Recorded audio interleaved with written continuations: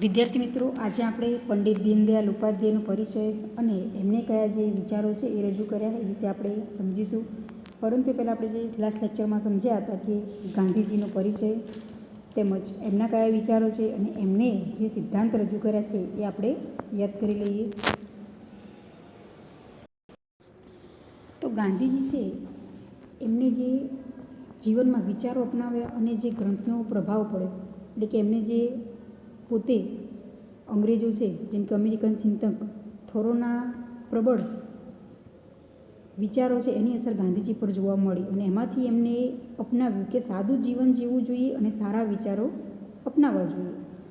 તેમજ ગાંધીજીએ જે નાટક જોયેલું હતું કે સત્યવાદી રાજા હરિશ્ચંદ્ર, એમાંથી એમને શું શીખ્યા છે તો જીવનમાં હંમેશા સત્ય બોલવું અને સત્યાગ્રહો છે એમની શરૂઆતે એમાંથી એમને પ્રેરણા મળી હતી. અને એના ઉપરાંત એમણે જેવા ધાર્મિક પુસ્તકોનું વાંચન કર્યું છે જેવા કે મહાભારત, રામાયણ, ઉપનિષદ, તેમજ જે આપણે કહી શકીએ કે સંત આધ્યાત્મિક ગુરુ છે એમના વિચારો પણ ગાંધીજીએ જીવનમાં એ ઉતાર્યા છે અને એમાંથી પણ ઘણું બધું એ પોતે શીખ્યા છે.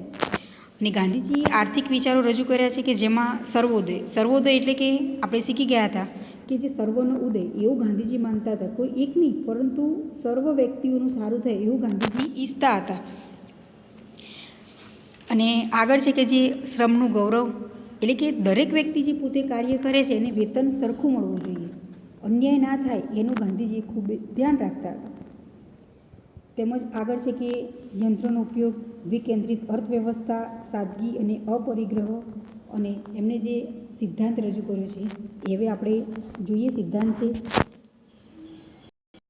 હવે આ ક્વેશ્ચન આખું પૂછાય કે ગાંધીજીએ જે વાલીપણનો સિદ્ધાંત છે જે રજૂ કર્યો એ સમજાવો. તો કુલ એમાં મુદ્દા છે. તો સૌપ્રથમ છે કે જે ધનિકોનું હૃદય પરિવર્તન શક્ય છે, કે જેની પાસે સંપત્તિ છે એ પોતે માલિક ખરો, પરંતુ એ માલિક જે મિલકત ધરાવે છે એ જે વ્યક્તિ પાછળ ખર્ચ કરે છે, કે જેમને જરૂર છે એવા વ્યક્તિ પાછળ જો ખર્ચ કરે એવું ગાંધીજી પોતે ઈચ્છતા હતા. કે પોતે જે જરૂરી છે વસ્તુ, મિલકત એ પોતે વપરાશ કરી શકે છે, પરંતુ જે એના સિવાય વધારાની માલિકીની વસ્તુ પોતાની છે છતાં પણ એ કોના માટે, અન્ય માટે વપરાશ કરવો, એટલે કે સમાજના કલ્યાણ માટે કામ કરવું જોઈએ એવું ગાંધીજી પોતે શું કરતા હતા, ઈચ્છતા હતા.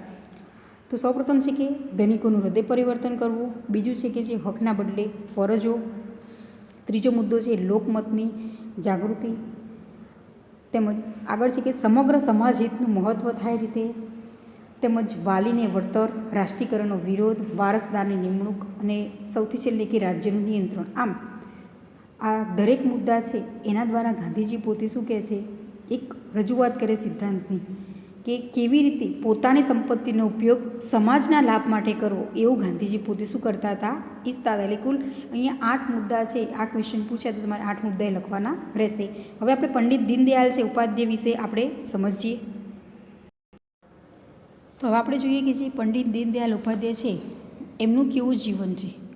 તો સૌપ્રથમ એ પોતે સારું જીવન તેમજ સાદું જીવન અને સરળ વ્યક્તિત્વ, આંખોમાં અનોખી ચમક ધરાવતા સજ્જન આર્થિક વિચારનું પ્રેરણાપૂર્ણ, જે આપણે પ્રેરણા બિંદુ કહી શકીએ, તેમજ મૌલિક ચિંતન અને વિચારોની અખૂટ સરવાણી ધરાવતું વ્યક્તિત્વ એટલે પંડિત દીનદયાળ ઉપાધ્યાય. એ આપણે ગાંધીજીનું સમજીએ એમ તો ગાંધીજી કેવા હતા, તો સાદું જીવન જીવવામાં માનતા હતા અને સાદગીભર્યું જીવન. એવી જ રીતે પંડિત દીનદયાળ ઉપાધ્યાય છે એ પણ એમનું જીવન પણ કેવું જોવા મળે છે આપણને, કે એકદમ સરળ અને સાદું જીવન, સરળ વ્યક્તિત્વ એ પોતાનું ધરાવે છે. અને એમના વિચારો કેવા છે, ખૂબ આપણે કહી શકીએ કે ઉચ્ચ વિચારો છે અને ઘણું બધું એ વિચારણ કરી શકે છે અને એ વિચારોને પોતે રજૂઆત પણ સરળતાથી કરી શકે છે. આંખોમાં એ કેવી એમની અનોખી ચમક જોવા મળે છે. તેમજ 25મી સપ્ટેમ્બર 1916ના રોજ જન્મેલા પંડિત દીનદયાળ માત્ર 52 વર્ષની ઉંમરે જે મૃત્યુ પામ્યા હતા. એમનો જન્મ ક્યારે થયો હતો, તો 25મી સપ્ટેમ્બર 1916ના રોજ જન્મ એમનો થયો હતો પંડિત દીનદયાળ ઉપાધ્યાયનો. અને 52 વર્ષ સુધી એ પોતે સારા એવા વિચારો એમને જીવનમાં અપનાવ્યા અને સારું વ્યક્તિત્વ એ પોતે એમને ધરાવ્યું. અને તેમના 52 વર્ષના જીવનકાળમાં દેશની વર્તમાન પરિસ્થિતિને ધ્યાનમાં રાખીને દરેકના છેક છેવાડાના માનવીને જે સાથે લઈ અને દેશનો સર્વાંગી આર્થિક વિકાસ થાય તે માટે પોતાના આર્થિક વિચારો રજૂ કર્યા છે. એમને પોતે શું કર્યું કે આખું જીવન એ જે જીવ્યા છે એ ખૂબ સાદગીભર્યું જીવન જીવ્યા છે અને સરળ વ્યક્તિત્વ હતું. એમને જે વિચારો પોતે રજૂઆત કરી છે, પોતે વિચારો અપનાવ્યા છે અને જે સારા વિચારો એમને શું કર્યા છે કે મનુષ્યને ઉપયોગી થાય, માનવીને, તો દરેક જણ માટે એમને વિચારોએ રજૂઆત કરી છે કે જેથી દેશનું શું થઈ શકે, વિકાસ એ સરસ થઈ શકે છે. અને પંડિત દીનદયાળ ઉપાધ્યાય છે એ બહુમુખી પ્રતિભા ધરાવે છે, તેમજ તત્વજ્ઞાન, અર્થશાસ્ત્ર, સમાજ જીવનના તથા સાહિત્ય વિષયમાં પોતાની આગવી વિચારસરણી રજૂ કરી સૌને પ્રભાવિત કર્યા છે. તેમજ રાજકીય, સામાજિક સંગઠન અને પત્રકારત્વના ક્ષેત્રે આગવી કાર્યપ્રણાલી દ્વારા ખૂબ જ નામના મેળવી છે. એમને સારું એવું કામ કર્યું છે, એટલે કે સામાજિક ક્ષેત્ર માટે પણ, રાજકીય ક્ષેત્ર માટે પણ એમણે શું કર્યું છે, સારા એવા કામ કર્યા છે પોતાના વિચારો દ્વારા. તેમજ એકાત્મ માનવવાદ, રાષ્ટ્રજીવનની દિશા, રાષ્ટ્રચિંતન, ભારતીય અર્થનીતિ, વિકાસની એક દિશા, પોલિટિક્સ ડાયરી અને પ્રથમ તેમજ દ્વિતીય પંચવર્ષીય યોજનાનું વિશ્લેષણ વગેરે એમને રજૂ કરેલ કૃતિઓ છે. એમને જે પોતે વિચારો રજૂ કર્યા ઉપરાંત જે કૃતિઓ કઈ રચના કરી છે, એમને કઈ રજૂઆત કરી છે, તો પહેલી અને બીજી જે પંચવર્ષીય યોજનાનું જે વિશ્લેષણ છે, વિકાસની એક દિશા, તો આ બધી કૃતિઓ છે એમને રજૂ કરી છે. તેમજ તેમના આર્થિક વિચારોની ઝાંખી એમાં જોવા મળે છે આપણને કે પોતે કેવું વિચારણા કરતા હતા, પોતાના વિચારો કેવા હતા, એ આપણને આ કૃતિમાંથી આપણે જાણી શકીએ છીએ. હવે આપણે સમજીએ કે પંડિત દીનદયાળના જે કયા આર્થિક વિચારો છે. તો સૌપ્રથમ છે કે કુલ અહીંયા એમને 7 વિચારો રજૂ કર્યા છે પંડિત દીનદયાળ ઉપાધ્યાયે. સૌપ્રથમ છે કે અર્થવ્યવસ્થાના ત્રીજા વિકલ્પની એમને શોધ. તો આર્થિક ધ્યેય મેળવવા માટે વિશ્વ પાસે મૂડીવાદ અને સમાજવાદના 2 વિકલ્પ વ્યવહારમાં હતા. તેમજ પંડિત દીનદયાળે અહીં ત્રીજો વિકલ્પ રજૂ કર્યો કે વિશ્વમાં આજે ઉત્પાદન ક્ષેત્રે આધુનિક ઉત્પાદન પદ્ધતિ અને યંત્રોનો ઉપયોગ વધતો જયો છે. કેમ? તો ટેકનોલોજીનો ઉપયોગ આપણે જાણીએ છીએ કે કેવો છે, વધુને વધુ થાય છે. એટલે કે ઉત્પાદન ક્ષેત્ર માટે આધુનિક ઉત્પાદન પદ્ધતિ અને યંત્રો છે કે યાંત્રિકરણ એ સૌથી વધારે શું થાય છે, ઉપયોગમાં લેવામાં આવે છે. અને કુદરતી સંપત્તિના અનેક સ્ત્રોત આજે વિશ્વ પાસે છે, છતાં પણ આર્થિક સમૃદ્ધિ પાછળની આંધળી દોડને કારણે માનવી, જે આપણે કહી શકીએ કે માનવ સમુદાય અનેક સમસ્યાઓથી ઘેરાયેલો જોવા મળે છે. વ્યક્તિ પાસે શું છે, સંપત્તિ તો છે જ પોતે, પરંતુ આર્થિક સમૃદ્ધિ પાછળ એ પોતે દોડ મુક્તિ આપણને જોવા મળે છે અને એના કારણે માનવી શું છે, સમસ્યાઓમાં જોવા મળે છે, સમસ્યાઓથી ઘેરાયેલો જોવા મળે છે. જ્યારે મૂડીવાદી અને સમાજવાદી અર્થવ્યવસ્થા અપનાવીને ઘણા દેશોએ આર્થિક વિકાસ સાધવાનો માર્ગ અપનાવી ઘણી સિદ્ધિઓ હાંસલ કરી છે.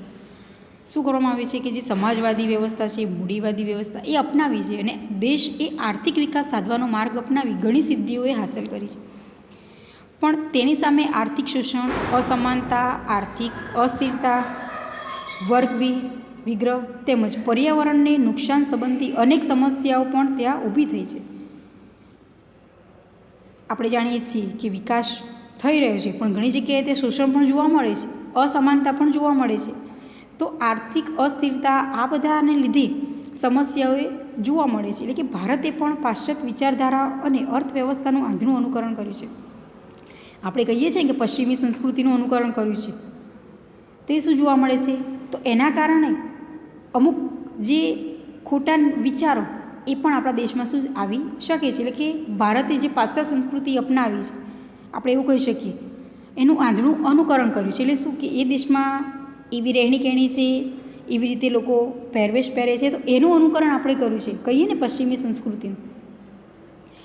તો એના પરિણામે ભારતમાં પણ પંચવર્ષીય યોજનાના આયોજન છતાં પણ ઉદ્યોગ અને ખેતી ક્ષેત્રે નીચી ઉત્પાદકતા, ગ્રામીણ ક્ષેત્રે અપૂરતી સુવિધા, શહેરીકરણ, પર્યાવરણ સમસ્યા, ગરીબી, બેકારી, ભાવ વધારો અને નાણાંના અવમૂલ્ય જેવી અનેક સમસ્યાઓ વધી છે.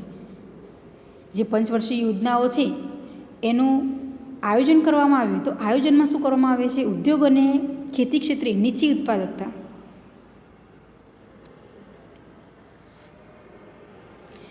અને ગ્રામીણ વિસ્તાર છે એમાં અપૂરતી સુવિધા. આપણને ખ્યાલ જ છે કે ગામડાઓમાં જે સુવિધા કેવી જોવા મળે છે, અપૂરતી. જ્યારે શહેરી વિસ્તારમાં સારી સુવિધાઓ છે, જેમ કે ગામડામાં લાઇટની તેમજ પાણીની વ્યવસ્થા, તો આ બધી સુવિધાઓનો અભાવ છે. હા, અમુક જે સમૃદ્ધ ગામડા છે એમાં મળશે, પરંતુ આપણે કહી શકીએ કે દરેક ગામડામાં આ સુવિધાઓ પૂરી પાડી શકાતી નથી. તો આ યોજનાનો અમલ શાના માટે હોય કે દરેક સગવડ સરળતાથી દરેક વિસ્તારમાં મળી રહે, એના આ હેતુ છે. તેમજ શહેરીકરણ, પર્યાવરણીય સમસ્યા, ગરીબી, બેકારી, ભાવ વધારો અને નાણાંના જે અવમૂલ્યન જેવી અનેક સમસ્યાઓ એ વધી છે. અને આ બધી જે સમસ્યાજનક પરિસ્થિતિ છે એમાંથી બહાર લાવવા માટે જે પંડિત દીનદયાલે છે એ ત્રીજો વિકલ્પ છે એની પોતે શું કરી છે? હિમાયત કરી છે. કે આપણને ખ્યાલ જ છે કે આ બધી સમસ્યા જોવા મળે છે, ગરીબી, બેકારી, ભાવ વધારો. તો આ બધી સમસ્યાઓનો કેવી રીતે ઉકેલ લાવી શકાય, એના માટે પંડિત દીનદયાળ ઉપાધ્યાયે પોતે શું કર્યું છે કે આ અર્થવ્યવસ્થાના ત્રીજા વિકલ્પને અપનાવવાની હિમાયત કરી છે. અને આ માટે એમનું એવું કહેવું છે, પોતે એવો વિચાર રજૂ કરે છે કે એકાત્મ માનવ દર્શન આધારિત એકાત્મ અર્થનીતિ, એટલે કે આવા ત્રીજા વિકલ્પ સ્વરૂપે આપણે જે પ્રયોજન કરી શકીએ. એમને કેવો વિકલ્પ પસંદ કર્યો છે કે એકાત્મ માનવ દર્શન આધારિત એમને રજૂઆત કરી છે.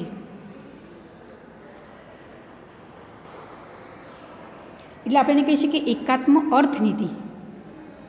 તો હવે આપણે બીજો મુદ્દો જોઈએ કે જે એકાત્મ માનવવાદ એ શું છે. તો એવું પોતે માને છે, પંડિત દીનદયાળ એકાત્મ માનવવાદના પુરુષકર્તા છે. અને એ પોતે એકાત્મ અર્થનીતિના સંદર્ભમાં એકાત્મ માનવવાદનો ખ્યાલ રજૂ કર્યો છે એમને. અને એ પોતે એવું કહે છે કે એકાત્મ માનવવાદ એ ભારતીય સંસ્કૃતિનું જીવન દર્શન છે. શું જોવા મળે છે એકાત્મ માનવવાદ એ? કે ભારતીય સંસ્કૃતિનું એ જીવન દર્શન છે. અને એકાત્મ માનવવાદ એટલે કે માનવ જીવનનું એવું દર્શન કે જ્યાં માનવીનો માત્ર આર્થિક માનવી તરીકે વિચાર થતો નથી, પરંતુ માનવ જીવનના દરેક પાસાઓનો વિચાર થાય છે. એકાત્મ માનવવાદ એટલે શું? કે આપણે જે વ્યક્તિ છે એનું આખું જીવનનું દર્શન કરવાનું છે. અને એ માનવીનો માત્ર આર્થિક માનવીનો વિચાર તરીકે આપણે રજૂઆત નથી કરતા, પરંતુ શું કરવાનું છે કે માનવ જીવનના દરેક પાસાનો વિચાર કરવાનો છે. એવું એકાત્મ માનવવાદ છે.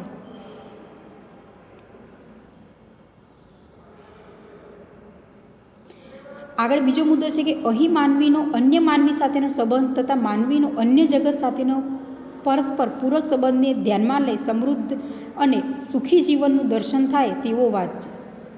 અહીં કોઈ એક વ્યક્તિની આપણે વાત નથી કરતા, પરંતુ જે મનુષ્ય છે એ દરેક માનવી, એટલે કે જે આપણે એમને કહી શકીએ કે દરેક વ્યક્તિ સાથે એકબીજા સાથે કેવા છે એ જોડાયેલા જોવા મળે છે. તો તેમજ માનવીનો અન્ય જગત સાથેનો પૂરક સંબંધને પણ અહીં ધ્યાનમાં લેવાનું છે. અને સુખી તેમજ સમૃદ્ધ જીવનનું દર્શન થાય એવો વાદ એટલે કે એકાત્મવાદ.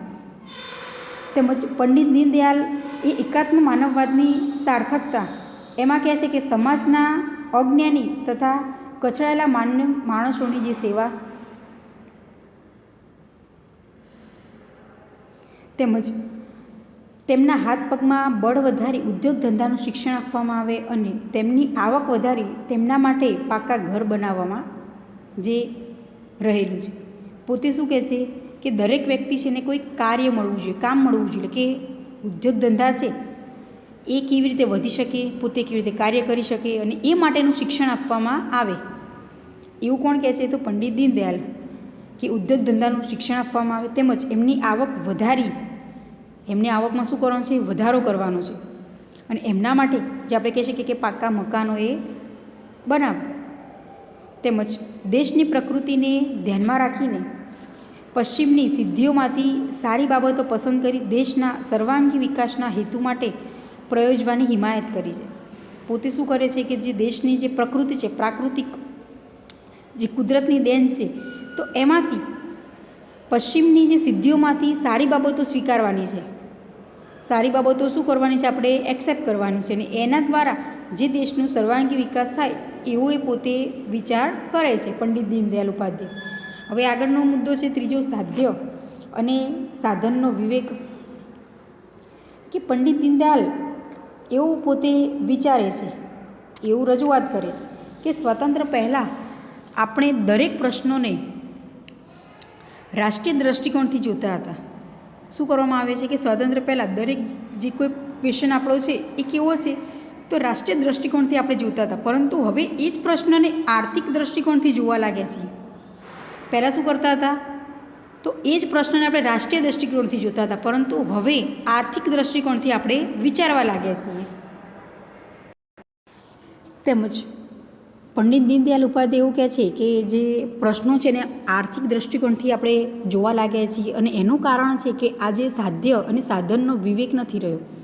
તેમજ માનવ જીવનના ઉદ્દેશ અને જીવનમાં સંપત્તિના સ્થાને લગતા વિચારો જ્યાં સુધી નિશ્ચિત નહીં કરીએ ત્યાં સુધી આપણે તેના માટે જરૂરી સાધનો નક્કી કરી શકીએ.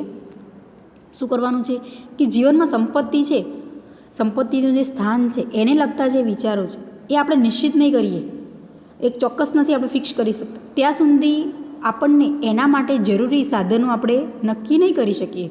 એ ખ્યાલ જ છે આપણને. અને તેથી આર્થિક વિકાસનું મૂલ્યાંકન માનવીના જે સર્વાંગિક વિકાસના સંદર્ભમાં જ થવું જોઈએ એવું પોતે વિચારે છે કે પંડિત દીનદયાળ ઉપાધ્યાય. અને માનવીનું મુખ્ય સાધ્ય સુખ માટે સંપત્તિ કમાવાનું છે. શું છે કે જે મનુષ્ય છે એ પોતે સારું સુખી જીવન જીવી શકે એ માટે સંપત્તિ કમાવાનું છે અને માનવ શક્તિ તે પ્રાપ્ત કરવાનું મુખ્ય સાધન છે. તેમજ માનવ શ્રમને બેકાર રાખીને ક્યારેય માનવીનો વિકાસ કરી શકાય નહીં. આપણને ખ્યાલ જ છે કે જો બેકારી ઘટે તો દેશનો વિકાસ કેવો થાય, સારો જોવા મળે. એટલે કે માનવ શ્રમ છે એ કાર્યશીલ જ રહેવો જોઈએ, ક્યારેય પણ બેકાર રહેવો ના જોઈએ. કોઈ પણ વ્યક્તિ છે એ પોતે બેરોજગાર હોવો જ ના જોઈએ. કોઈ પણ પ્રકારની બેરોજગારી ના જોવા મળે તો એકંદરે ગરીબી પણ કેવી છે, ઘટતી જોવા મળે છે. એટલે કે માનવીને કામ વેતન એને મળે છે, જો કાર્ય કરે છે તો એના બદલામાં એને શું મળે છે, રોજગારી, વેતન સરળતાથી મળી શકે છે. એટલે કે માનવ શ્રમને બેકાર રાખીને ક્યારેય પણ માનવીનો વિકાસ કરી શકાય નહીં. એટલે કે આ હકીકતને આપણે ધ્યાનમાં રાખવાની છે અને એ ધ્યાન રાખી ઉત્પાદન વ્યવસ્થા એ વિકસાવવી જોઈએ કે જેના કારણે માનવીનો સર્વાંગિક વિકાસ તેમજ આપણી નાણાં નીતિ અને અર્થવ્યવસ્થાનું મુખ્ય લક્ષ્ય હોવું જોઈએ તેવું તેઓ દ્રઢપણે માને છે. એ પોતે એવું શું કરે છે, રજૂઆત કરે છે કે માનવીનો સર્વાંગિક વિકાસ કરવો જોઈએ અને જેના કારણે અર્થવ્યવસ્થાનું આપણે મુખ્ય લક્ષ્યમાં લેવાની છે એવું પોતે પંડિત દીનદયાળ ઉપાધ્યાય પોતે માને છે. હવે આગળ છે કે સંપત્તિનું માલિકી કે સંપત્તિના ઉપયોગના સંદર્ભમાં તેની માલિકીનો પ્રશ્ન એ ખૂબ મહત્ત્વનો છે કે મૂડી વાતમાં વ્યક્તિને તેની સંપત્તિ ઉપર નિરંકુશ અધિકાર હોય છે કે જ્યારે સમાજવાદી બધી જ આર્થિક સમસ્યાઓનું મૂળ ખાનગી સંપત્તિને ગણે છે અને પોતે એવું નક્કી કરે છે તેમાં કે ખાનગી સંપત્તિને કોઈ સ્થાન નથી. અને આ સંદર્ભમાં પંડિત દીનદયાળ એવું વિચારે, પોતે એવો વિચાર રજૂ કર્યો છે પોતાની વિચારસરણી કે ખાનગી સંપત્તિ સંપૂર્ણપણે સમાપ્ત કરવી યોગ્ય નથી. શું કરવાનું કહે છે પંડિત દીનદયાળ ઉપાધ્યાય કે ખાનગી સંપત્તિ છે એ સંપૂર્ણપણે સમાપ્ત કરવી યોગ્ય નથી. એટલે કે આમ કરવાથી વ્યક્તિની પ્રતિષ્ઠા, સુરક્ષા, સંતોષ અને કાર્યશક્તિનો નાશ થઈ જશે. આપણે એવું કરવાની જરૂર છે જ નહીં, ખાનગી સંપત્તિનો સમાપ્ત કરવાની. કેમ તો આ કરવાથી વ્યક્તિની જે પ્રતિષ્ઠા, સુરક્ષા, સંતોષ અને કાર્યશક્તિનો એ નાશ થઈ જાય છે. તેથી તેઓ સંપત્તિના અધિકારની મર્યાદા નક્કી કરવાનું કહે છે. પોતે શું વિચારે છે કે જે સંપત્તિ છે એના અધિકારો છે એની મર્યાદા નક્કી કરવાનું કહે છે અને વ્યક્તિ તેમજ સમાજની જરૂરિયાતો અને જીવન મૂલ્યોને આધારે સંપત્તિની મર્યાદાએ નક્કી થવી જોઈએ. શું કરવાનું, સમાજની જરૂરિયાતો છે અને જીવન મૂલ્યોને આધારે સંપત્તિની મર્યાદાએ નક્કી થવી જોઈએ. અને તેઓ માનતા હતા કે સંપત્તિના પ્રભાવ અને સંપત્તિનો અભાવ માનવીના અધઃપતનનું કારણ બની શકે છે. આ ખાસ ધ્યાનમાં રાખવાનું કે સંપત્તિનો પ્રભાવ અને સંપત્તિનો અભાવ, પ્રભાવ એટલે સારી બાબત, જ્યારે અભાવ છે એ ખરાબ બાબત, એટલે કે માનવીનું અધઃપતનનું કારણે બની શકે. એટલે કે ખાનગી સંપત્તિ ઉપર નિયંત્રણ મર્યાદામાં નક્કી કરવી જોઈએ. કેમ તો ભૌતિક સાધનોનો અમર્યાદિત ઉપયોગ અને નિરંકુશ રાજકીય સત્તા આ બંને વ્યક્તિત્વ તથા સમાજના માનસિક અને નૈતિકતાની અવગતિનું કારણ બને છે. અને પંડિત દીનદયાળ એવું પોતે વિચારે છે કે માનવીનો જો સર્વાંગી વિકાસ કરવો હોય તો સંપત્તિનો મુખ્ય હેતુ હોવો જોઈએ. આપણે કોઈ પણ વ્યક્તિનો વિકાસ કરવો છે કે પોતે સારી આવક કમાવી શકે છે, સારું જીવન જીવી શકે એવું આપણે ઈચ્છીએ તો એના માટે સંપત્તિ એ મુખ્ય હેતુ છે. એની પાસે આવક હોવી જોઈએ. પોતે સંપત્તિ આપણને ખ્યાલ છે કે જો ધનિક વ્યક્તિ છે તો ધનિક ક્યારે આપણે કહી શકીએ છીએ કે એની પાસે સારી આવક છે, સારી પ્રોપર્ટી છે કે સંપત્તિ ઘણી બધી છે, એટલે પોતે શું કરે છે, સદ્ધર છે, પગભર છે એવું આપણે કહી શકીએ. એટલે કે આ હેતુને સિદ્ધ કરવા સામાજિક નિયંત્રણ, ન્યાયની જે સ્થાપના તથા પૂર્ણ વિકેન્દ્રિત વિકેન્દ્રીકરણની તેઓ હિમાયત કરે છે. પંડિત દીનદયાળ ઉપાધ્યાય શું કરે છે કે જે સામાજિક નિયંત્રણ, ન્યાયની સ્થાપના અને પૂર્ણ વિકેન્દ્રીકરણની જે તેઓએ હિમાયત કરે છે. તો આમ આ ક્વેશ્ચન આપણને પૂછાય કે સંપત્તિની માલિકી એ વિચાર કોનો છે? તો પંડિત દીનદયાળ ઉપાધ્યાયનો. ક્વેશ્ચન ફરીથી બોલું છું કે પંડિત દીનદયાળ ઉપાધ્યાયના વિચારમાં સંપત્તિની માલિકી વિશે સમજાવો કે કોને માલિકી ગણે છે, સંપત્તિના ખરેખર માલિક કોણ છે એ વિશે સમજાવો. હવે આપણે પાંચમો મુદ્દો સમજીએ કે વિકેન્દ્રિત અર્થવ્યવસ્થા. તો મૂડીવાદ અને સમાજવાદ એ બંને અર્થવ્યવસ્થામાં સંપત્તિ અને સત્તાનું કેન્દ્રીકરણ થયેલ જોવા મળે છે અને માનવીના સાર્વંગિક વિકાસની ઉપેક્ષા છે. અને આપણે એમ કહી શકીએ કે પંડિત દીનદયાળ માનવીનો સાર્વંગિક વિકાસ થાય તેમજ તેમના માનવીય અને આત્મીય વિકસે તેવી વિકેન્દ્રિત અર્થવ્યવસ્થાની હિમાયત કરે છે.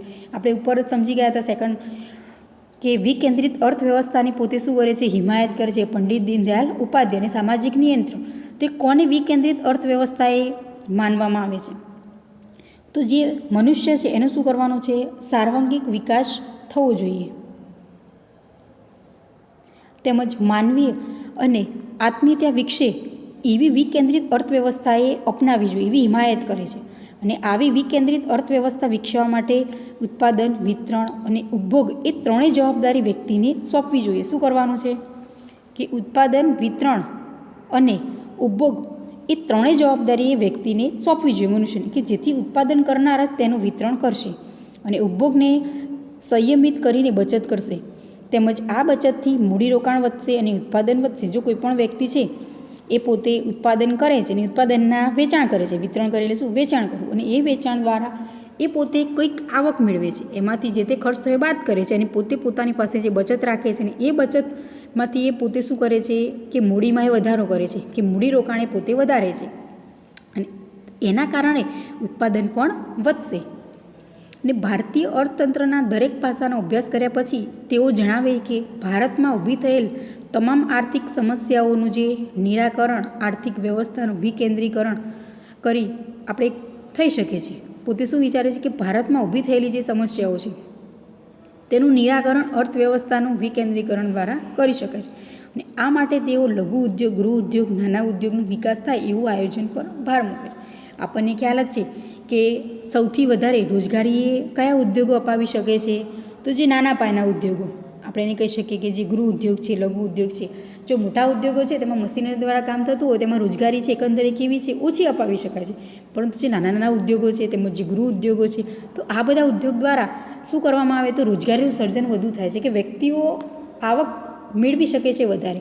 તો એવું એ પોતે શું કરે છે? વિકેન્દ્રિત અર્થવ્યવસ્થાએ પંડિત દીનદયાળ ઉપાધ્યાય પોતે એવું વિચારે છે. આગળ છે મુદ્દો કે સંયમિત ઉપભોગ.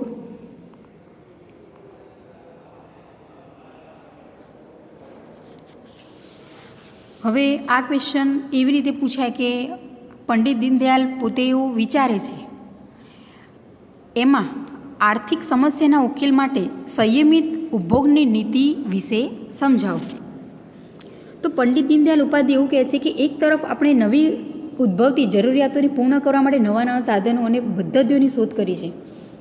આપણને ખ્યાલ જ છે કે ટેકનોલોજીનો વિકાસ શા માટે કરીએ છીએ? તો નવા નવા યંત્રો દ્વારા ઉત્પાદન પદ્ધતિથી આપણે કરી શકીએ અને ઝડપથી ઉત્પાદન થઈ શકે એ માટે શું કરવામાં આવે છે? નવા નવા ટેકનિકલ યંત્રોની એ શોધ કરવામાં આવે છે.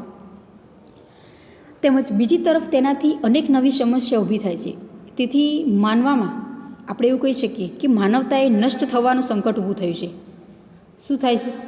તો માનવતાએ નષ્ટ થવાનું સંકટ ઊભું થયું છે. તેથી આપણે અર્થવ્યવસ્થાનો ઉદ્દેશ અમર્યાદિત ઉપભોગ નહીં પણ સંયમિત ઉપભોગ હોવો જોઈએ. શું છે કે અર્થવ્યવસ્થા છે એનો ઉદ્દેશ અમર્યાદિત ઉપભોગ નહીં પણ સંયમિત ઉપભોગ હોવો જોઈએ. એટલે કે દેશના હિતને ધ્યાનમાં રાખીને ઉત્પાદન અને ઉપભોગની મર્યાદા જાળવાય એટલું આવશ્યક છે. દેશનું શું કરવાનું છે? આપણે વિકાસ કરવાનો છે. એ ધ્યાનમાં રાખી અને ઉત્પાદન અને ઉપભોગની મર્યાદાએ જાળવવાની છે. અને આ સંદર્ભમાં એવું કહેવામાં આવે છે કે સંયમિત ઉપભોગની નીતિ દ્વારા દેશને આત્મનિર્ભર બનાવવાની હિમાયત કરી છે. શું કરવામાં આવે છે? તો આત્મનિર્ભર દેશ બને એવી હિમાયત એ પંડિત દીનદયાળ ઉપાધ્યાયે કરી છે. એટલે કે વિકસિત મૂડીવાદી દેશો આજે પણ પંડિત દીનદયાળના સંયમિત ઉપભોગના વિચારથી પ્રભાવિત થયા છે. જે આપણે વિકસિત દેશો છે એ પંડિત દીનદયાળના વિચારથી શું છે, પ્રભાવિત છે.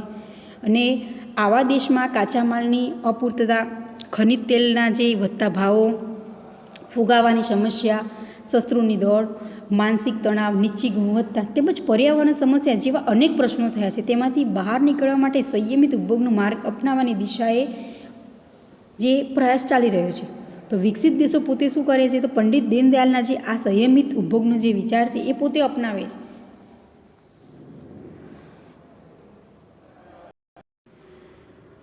તેમજ ભારતમાં ઘણા લોકોનું જીવન ધોરણ નીચું છે. આપણને ખ્યાલ જ છે કે આપણા દેશમાં એ દરેક વ્યક્તિ છે ને રોજગારી મળતી નથી, એટલે કે બેકારીની ગરીબી જોવા મળે છે. એટલે કે તેથી તેને ઊંચે લઈ જવા માટે કોઈ મતભેદ નથી, પરંતુ તે માટે ઉત્પાદન વધારવું પડશે અને વધેલી ઉત્પાદનનું યોગ્ય વિતરણ થાય એ પણ ખૂબ જરૂરી છે. કે ઉત્પાદન વધારીએ છીએ પણ એની સાથે ઉત્પાદન છે એનું યોગ્ય રીતે શું કરવાનું છે, વેચાણ પણ થવું જોઈએ. અને આ માટે પંડિત દીનદયાળ ઉપાધ્યાય ઉત્પાદન સાથે સંયમિત ઉપભોગને મહત્ત્વ ખૂબ આપે છે. અને વ્યક્તિએ પોતાની આવકની મર્યાદા ધ્યાનમાં રાખી જરૂરિયાતને મર્યાદિત રાખવી જોઈએ એવો મત ધરાવે છે. અહીંયા ટૂંકમાં હું કહું કે પંડિત દીનદયાળ એવો પોતે વિચારે છે કે જો વ્યક્તિની આવક સીમિત એટલે કે મર્યાદિત છે તો એ પ્રમાણેની જરૂરિયાત પણ કેવી હોવી જોઈએ, મર્યાદિત. આપણે કોઈ પણ વ્યક્તિ છે આવક હોય એ પ્રમાણે સામે ખર્ચ કરે છે, એવું ક્યારે પણ ના બની શકે કે આવક કરતાં ખર્ચનું પ્રમાણ વધી જાય તો એ શું થશે કે કોઈની પાસેથી આપણે પૈસા છે એ તમારે લેવા પડે છે. એટલે કે હંમેશા જેટલી આવક છે એટલી જ આપણે સામે ખર્ચ કરવાની ક્ષમતા ધરાવીએ છીએ. હવે આગળ છે 7મો મુદ્દો કે શ્રમ પ્રધાન ઉત્પાદન પદ્ધતિ. કે પંડિત દીનદયાળ ઉપાધ્યાય છે એક એવી પદ્ધતિની હિમાયત કરે છે તો શ્રમ પ્રધાન ઉત્પાદન પદ્ધતિ. હવે આ ક્વેશ્ચન એ રીતે પૂછાય કે પંડિત દીનદયાળ છે એમના મત મુજબ ભારતમાં ઉત્પાદન પદ્ધતિ કઈ ઉત્પાદન પદ્ધતિ વધારે અનુકૂળ છે. ફરીથી ક્વેશ્ચન બોલું છું કે પંડિત દીનદયાળ ઉપાધ્યાયના મત મુજબ ભારતમાં ઉત્પાદનની કઈ પદ્ધતિ વધારે અનુકૂળ છે. શોર્ટ ક્વેશ્ચન છે. તો કઈ પદ્ધતિ આવશે, તો શ્રમ પ્રધાન. આમ તો બે પદ્ધતિ છે, શ્રમ પ્રધાન અને મૂડી પ્રધાન. પરંતુ પંડિત દીનદયાળ ઉપાધ્યાય શું કહે છે કે શ્રમ પ્રધાન ઉત્પાદન પદ્ધતિ છે એમને સૌથી વધારે શું કર્યું છે, અગત્યતા એ આપી છે. તો ભારતમાં ઉત્પાદન જે કરવામાં આવે છે તો કેવી રીતે કરવાનું છે, તો શ્રમ પ્રધાન દ્વારા, એટલે કે શ્રમિકો દ્વારા કામ કરવાનું છે અને એના દ્વારા ઉત્પાદન હાથ ધરવામાં એવું માને છે. તો ભારતમાં ઉપલબ્ધ સાધન સામગ્રીનો વિચાર કરી પંડિત દીનદયાળ એવું કહે છે કે ભારતમાં શ્રમ શક્તિ વિપુલ પ્રમાણમાં છે. આપણને ખ્યાલ જ છે કે શ્રમિકો એ કેવા છે, કેમ વધારે, કેમ કે વસ્તીનું પ્રમાણ આપણા દેશમાં કેવું છે, વધારે છે. એટલે કે કામ કરવાની ક્ષમતા ધરાવે એવા શ્રમિકોનું પ્રમાણ કેવું છે, ખૂબ વધુ છે. અને આ મૂડી સાધનોની અછત છે. મૂડી સાધનોની શું જોવા મળે, અછત જોવા મળે છે. પરંતુ શ્રમિકો કેવા છે, વિપુલ પ્રમાણમાં છે. એટલે કે આ પરિસ્થિતિમાં આપણે ઉત્પાદન કાર્ય માટે શ્રમ પ્રધાન ઉત્પાદન પદ્ધતિ અપનાવીએ તે સૌથી વધારે છે. આપણી પાસે શ્રમનું પ્રમાણ વધારે છે, એટલે કે શ્રમિકો કાર્ય કરવાની ક્ષમતા ધરાવે છે એ સૌથી વધારે છે. એટલે કે જો આપણે મૂડી પ્રધાન ઉત્પાદન પદ્ધતિ અપનાવીએ તો દેશ પાસે અલ્પ મૂડી પણ વિદેશી મોંઘા યંત્રો વસાવવામાં આપણે ખર્ચાઈ જાય. જો મૂડી પ્રધાન ઉત્પાદન પદ્ધતિ અપનાવીએ એટલે કે યાંત્રિકરણનો ઉપયોગ સૌથી વધારે કરવામાં આવે તો એ બધું વસ્તુને આપણે ખરીદી કરવા માટે શું થાય, મૂડીનો ખૂબ ઉપયોગ થાય. એટલે કે વિદેશમાંથી એ યંત્રો આપણે લાવીએ છીએ, ટેકનિકલ યંત્રો, તો એના માટે આપણી પાસે જે સંપત્તિ છે એનો વપરાશ થઈ શકે છે. પરંતુ એના બદલે આપણે જો શ્રમિકો દ્વારા ઉત્પાદન કરવામાં આવે તો એ બચત કરી શકાય છે મૂડીની. અને આમ મૂડીરોકાણના પ્રમાણમાં રોજગારી ઊભી થઈ નહીં અને માનવ શ્રમ બેકાર બનવાની સંભાવના વધી ગઈ છે. અને આ સમસ્યાના ઉકેલ માટે તેમણે ભારતમાં ખેતી ક્ષેત્રે શ્રમનું ભારણ ઓછું કરી શકે તેવા સીધા સાદા યંત્રોથી ઉત્પાદન થઈ શકે તેવા નાના નાના ઉદ્યોગોની હિમાયત કરી છે. શું કરવાનું છે કે ભારતમાં ખેતી ક્ષેત્રે શ્રમનું ભારણ ઓછું થઈ શકે અને એના માટે જે નાના નાના યંત્રો છે, ટેકનિકલ યંત્રો છે, એનું ઉત્પાદન કરવાની હિમાયત કરી છે. આપણને ખ્યાલ જ છે કે જો શ્રમિકો છે પોતે કામ કરે છે, જેમ કે કોઈ પણ ખેડૂતનું ઉદાહરણ લઈ શકીએ આપણે કે કોઈ ખેડૂત છે એ કૃષિમાં પોતે કામ કરે છે તો શું કરે છે, ખેતર ખેડવું છે તે હળનો ઉપયોગ કરી શકે તો એમાં બળદ દ્વારા એ પોતે શું કરે છે, ખેતરમાં એ કામ કરી શકે છે, ખેતરને ખેડી શકે છે. પરંતુ જો એ જ વસ્તુ છે કે ટેકનિકલ સાથે આપણે જોડી લઈએ કે ટ્રેક્ટરની મદદથી જો ખેતર ખેડવામાં આવે છે તો સરળતાથી એ શ્રમિકને પણ શું લાગે છે, શ્રમ ઓછો કરવો પડે છે. શ્રમનું ભારણ કેવું થઈ જાય, ઘટી જાય છે અને યંત્રોનો ઉપયોગ પણ કેવો થાય છે, વધતો. સાદા યંત્રોનો ઉપયોગ કેવો છે, વધ્યો. એટલે જો સમયની પણ બચત થશે. જો બળદ દ્વારા ખેતર ખેડવામાં આવે તેમાં શ્રમ પણ થાય અને સમય પણ જુએ છે, પરંતુ ટ્રેક્ટર દ્વારા એ વસ્તુ કરવામાં આવે છે કે ખેતર ખેડવામાં આવે તો સમય પણ બચે છે અને એ ટેકનોલોજીનો ઉપયોગ પણ જોવા મળે છે.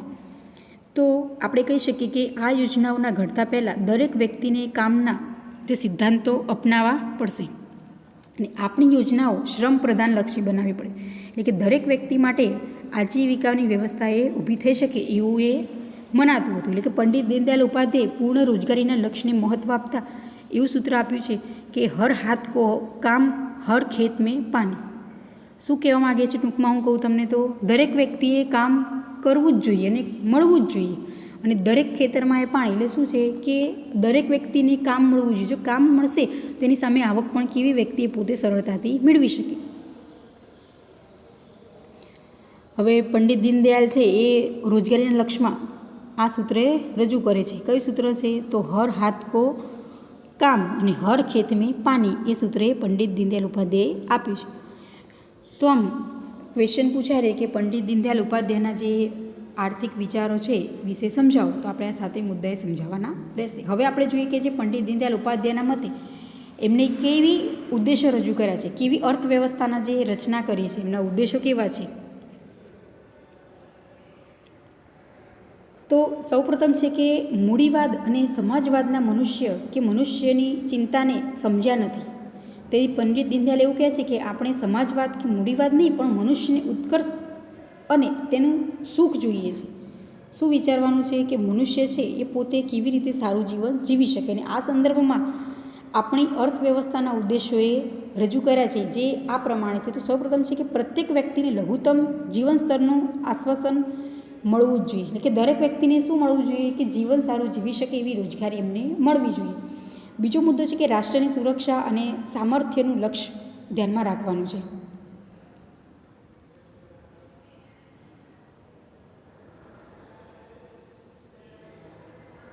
આગળનો મુદ્દો છે કે સમાજની ઉત્તરોત્તર સમૃદ્ધિ વધે, જેનાથી વ્યક્તિ અને રાષ્ટ્રને તેવા સાધનો ઉપલબ્ધ થાય કે તે દ્વારા સમાજ પોતાની પ્રકૃતિના આધારે વિશ્વની પ્રગતિમાં યોગદાન આપી શકે છે. સમાજની શું કરવાની છે? પ્રગતિ કરવાની છે. તેમજ નક્કી કરેલા લક્ષ્યાંકોને સિદ્ધ માટે પ્રત્યેક યુવાન અને સ્વસ્થ વ્યક્તિને આજીવિકાનો અવસર મળી રહે, કે જે વ્યક્તિ નક્કી કરેલા છે હેતુઓ એ પોતે સિદ્ધ કરી શકે. દરેક યુવાન છે એ સારું જીવન જીવી શકે અને એમને રોજગારી સરળતાથી મળી શકે એવું એ પોતે વિચારે છે. તેમજ આગળ છે કે કુદરતી સાધનોનો કરકસરથી ઉપયોગ કરવો. શું કરવાનું છે કે જે કુદરતી સંપત્તિ છે એનો આપણે ઉપયોગ કેવો કરવાનો છે? જ્યાં જ જરૂર છે ત્યાં જ, એમનો અયોગ્ય ઉપયોગ કરવા નથી. એટલે કે વપરાશ કરવાનો ખરો, પરંતુ કેવો કરકસર ભર્યો એનો ઉપયોગ કરીશું. તેમજ આગળનો મુદ્દો છે કે રાષ્ટ્રના ઉત્પાદક સાધનોનો ખ્યાલ કરી તેને અનુરૂપ ઉત્પાદન પદ્ધતિ અપનાવવી જોઈએ. કે જે રાષ્ટ્રના ઉત્પાદકો છે જે ઉત્પાદન પદ્ધતિ દ્વારા ઉત્પાદન કરવામાં આવે છે, તો એ ઉત્પાદક સાધનોનો ખ્યાલ કરીને ઉત્પાદને હાથ ધરવાનો વિચાર છે. તેમજ દેશની અર્થવ્યવસ્થામાં માનવીની અવગણના ન કરતા તેના વિકાસ માટે તેમજ સમાજના સાંસ્કૃતિક અને અન્ય જીવન મૂલ્યોને જે રક્ષણ થવું જોઈએ. કે શું કરવાનું છે કે દેશની જે અર્થવ્યવસ્થા એમાં કોઈ પણ મનુષ્ય છે એની અવગણના ના થવી જોઈએ, અને સમાજનું સાંસ્કૃતિક અને યોગ્ય રીતે જીવન મૂલ્યમાં જે ઉપયોગી છે એ વિચારને પ્રાધાન્ય આપ્યું છે. તેમજ વિભિન્ન ઉદ્યોગોમાં રાજ્ય, વ્યક્તિ તથા અન્ય સંસ્થાની માલિકીનો નિર્ણય વ્યવહારિક પદ્ધતિથી કરવો જોઈએ. પોતે શું વિચારે છે પંડિત દીનદયાળ ઉપાધ્યાયનો ઉદ્દેશ છે કે વ્યક્તિ પોતે તેમજ વિભિન્ન ઉદ્યોગોમાં રાજ્ય અને અન્ય સંસ્થાની માલિકીનો નિર્ણય વ્યવહારિક પદ્ધતિથી થવો જોઈએ. અને પંડિત દીનદયાળ પોતે જે વિચારો રજૂ કર્યા છે તેમજ ખેતી, ઉદ્યોગ, વસ્તુ વહેંચણી, ગ્રામીણ અર્થવ્યવસ્થા, સ્વદેશી વગેરે બાબતોનો સંદર્ભમાં પણ એમને રજૂઆત કરી છે કે દરેક વસ્તુઓનો છે એ વિકાસ થવો જોઈએ. ઉદ્યોગ ધંધાનો પણ વિકાસ થાય અને સાથે કૃષિનો પણ વિકાસ થવો જોઈએ. તેઓની વિચારસરણી આધારિત કેટલીક યોજનાઓ પણ રાજ્યએ અમલમાં મૂકી છે, જેમ કે શ્રમનું ગૌરવ અને દરેકને કામના સિદ્ધાંત આધારિત શ્રમેવ જયંતિ યોજના 16મી ઓક્ટોબર 2014ના રોજ રજૂ કરવામાં આવી છે. એ પોતે શું કરે છે કે શ્રમના ગૌરવ તેમજ દરેકને કામ મળી રહે આપણે હાલ જ સમજી ગયા કે એમને જે એક સૂત્ર આપ્યું છે કે હર હાથ કો કામ અને હર ખેત મેં પાણી, એટલે શું? હર હાથ કો કામ એટલે દરેક વ્યક્તિને કામ મળી જવું જોઈએ, કે પોતે કોઈ બેકાર વ્યક્તિ ના રહેવો જોઈએ, એટલે કે હર ખેત મેં પાણી, એવો સિદ્ધાંત એમને પોતે સૂત્ર આપ્યું છે. અને આ સિદ્ધાંતને આધારે શ્રમયોગ જયંતિ યોજના એમને રજૂ કરી છે. અને એ યોજના 16મી ઓક્ટોબર 2014ના રોજ શરૂ કરવામાં આવી છે. અને ખેતી સાથે સંકળાયેલ ગ્રામીણ ઉદ્યોગનો યોગ્ય વિકાસ થાય અને તે ઉદ્દેશથી ગ્રામ જ્યોત યોજના શરૂ કરવામાં આવી છે. બીજી યોજના છે એમાં કૃષિ સાથે સંકળાયેલી છે, એટલે કે ગ્રામીણ ઉદ્યોગોના યોગ્ય રીતે વિકાસ થાય એ માટે એમને જે ગ્રામ જ્યોત યોજના એ શરૂ કરવામાં આવી છે. તેમજ પંડિત દીનદયાળના ઉપાધ્યાય છે એમને જે વિચારો રજૂ કર્યા છે એને માર્ગદર્શક આર્થિક વિચારોમાંથી આપણે જે મળી શકે છે માર્ગદર્શન મેળવવું છે તો આમ આ ક્વેશ્ચન પૂછાય કે પંડિત દીનદયાળ ઉપાધ્યાયના મતે અર્થવ્યવસ્થાના ઉદ્દેશો વિશે સમજાવતા ઉદ્દેશો સમજાવવાના રહેશે. તો આપણે આ ચેપ્ટરમાંથી શીખ્યા કે પંડિત દીનદયાળ ઉપાધ્યાયના જે વિચારો છે, એમના ઉદ્દેશો, તેમજ ગાંધીજીના વિચારો, ગાંધીજી કયા સિદ્ધાંત આપે એ, અને કૌટિલ્ય છે તો કૌટિલ્યનો આપણે પરિચય મેળવ્યો, અને કૌટિલ્યએ જે રજૂ કર્યા છે એ આપણે આર્થિક વિચારો વિશે સમજ્યા.